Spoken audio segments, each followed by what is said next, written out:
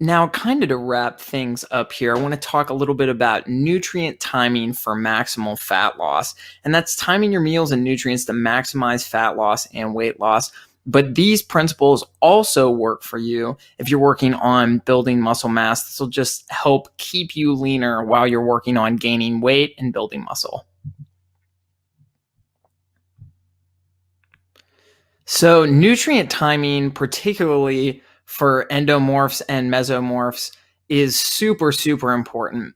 So, what you'll want to do if you're a mesomorph or an endomorph or a blend between the two is avoid carbohydrates in the morning because you don't want to spike your blood sugar and insulin first thing in the morning. Stick to healthy fats and proteins and see if you can get between 20 and 30 grams of protein at breakfast. If you can do that within a half an hour or an hour of waking up in the morning, that's great too.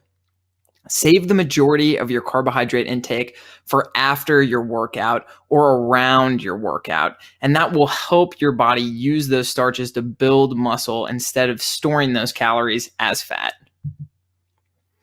So nutrient timing for ectomorphs isn't necessarily as essential since we don't have to worry about gaining fat as much with that particular body type. So if you are trying to trim body fat, do not eat your carbs in the morning if you're an ectomorph. That'll really, really help you trim the fat there. Save them for the afternoon and after your workout. And like I said, if you can time most of your carbohydrate intake within a couple hours before your workout, and load up on most of them after your workout, that's going to be ideal for keeping your body fat low or getting your body fat low.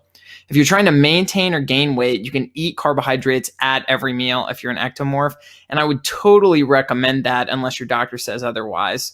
But concentrate most of them around your workout so that you can change those starches and sugars into lean muscle tissue.